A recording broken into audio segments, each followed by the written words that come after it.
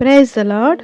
ప్రభువైన యేసుక్రీస్తు నామములో మీ అందరికీ వందనములు తెలియజేస్తూ ప్రతి ఉదయం దేవునితో అనే ఈ ఆధ్యాత్మిక కార్యక్రమానికి మిమ్మల్ని అందరినీ కూడా ఆహ్వానిస్తున్నాను. దేవుని యొక్క మహాకృపను బట్టి ఆయన గడిచిన కాలమంతా మనల్ని కాచి కాపాడి ఇలా ఉదయకాలం లేచి ఆయన వాక్యాన్ని ధ్యానించుకోవడానికి, మనము ప్రార్థనతో ఆయనని ఎదుర్కోవడానికి ఈ ఉచితమైన సమయాన్ని దేవుడు మనకు అనుగ్రహించి ఉన్నారు. దానిని బట్టి మనము ఆయనకి కృతజ్ఞతాస్తుతులు చెల్లించేవారుగా ఉండాలి. ఎల్లప్పుడూ దేవుని నామాన్ని మనం మహిమపరిచేవారుగా, ఘనపరిచేవారుగా, ఆయన యందు భయభక్తులు కలిగి జీవించేవారుగా ఉండాలి. ఈ ఉదయకాలము దేవుడు మనతో మాట్లాడుతున్న శక్తివంతమైన మాట 20వ కీర్తన 7వ వచనము. కొందరు రథములను బట్టియు కొందరు గుర్రములను బట్టియు అతిశయపడుదురు, మనమైతే మన దేవుడైన యెహోవా నామమును బట్టి అతిశయపడుదము. ఆమేన్. కొందరు రథములను బట్టి మరికొందరు గుర్రములను బట్టి అతిశయపడతారు. కానీ మన బలము, మన శక్తి కేవలము దేవుని కృప. మనం ఏమై ఉన్నామో దేవుని కృప. మనం దేవుని నామాన్ని బట్టి అతిశయపడుతున్నాము. ఇలా ఉదయకాలమే ప్రార్థనతో ఆయన్ని ఎదుర్కొంటున్నామంటే కేవలం ఇది దేవుడు ఇచ్చిన కృప. ఇది ఎంత గొప్ప ధన్యత అని మనము భావించుచున్నాము. నిజమేనండి.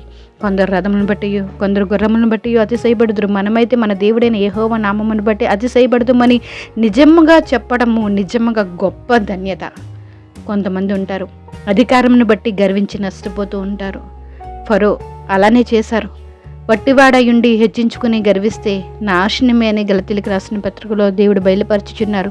విద్య జ్ఞానము నమ్ముకుని గర్విష్ఠులై చెడిపోయిన వారు ఎందరో ఉన్నారు. అన్నీ తెలుసు అని గర్విస్తే అతనికి ఏమీ తెలియదని అర్థమట.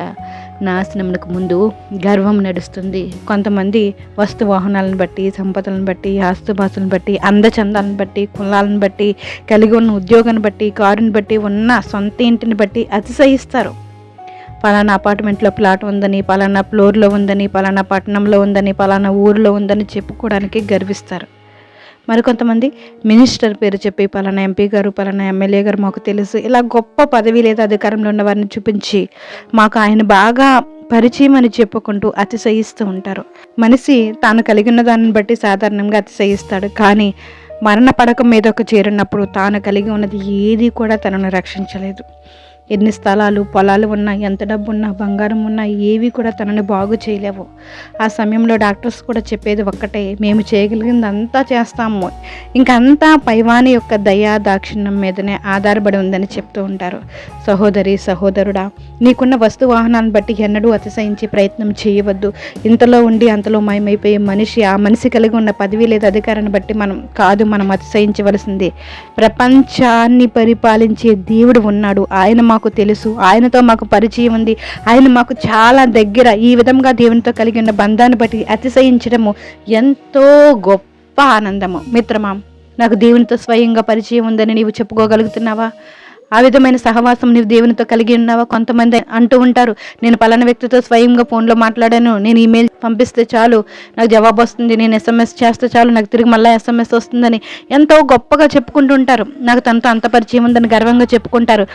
ఎవరైనా గొప్ప వాళ్ళతో కొంచెం ఫోన్లో మాట్లాడగలిగితేనే ఎంతో గొప్పగా ఘనంగా ఫీల్ అవుతాం. ఒకటి గమనించండి, మనం సేవిస్తున్న దేవునితో ముఖాముఖిగా మాట్లాడవచ్చు, మరి ఆయన మనతో ముఖాముఖిగా మాట్లాడతారు. ఇది నిజంగా దేవుని బిడ్డలమైన మనం కలిగి ఉన్న గొప్ప సౌభాగ్యము. ఇలాంటి గొప్ప సౌభాగ్యాన్ని బట్టి మనం ఎల్లప్పుడూ ఆనందించేవారుగా ఉండాలి, సంతోషించేవారుగా ఉండాలి. హల్లెలూయా. ప్రార్థన చేసుకుందాం. జీవం కలిగిన దేవా, మీకు వందనాలు స్తోత్రాలు చెల్లించుకుంటున్నామయ్యా. ఇంకో ఉదయకాలం నేను మీరు మాతో మాట్లాడి ఉన్నారయ్యా. నిజమే ప్రభు, మాకు కలుగున్న దాన్ని బట్టి మీరుతున్నామేమో తండ్రి, మమ్మల్ని క్షమించండి.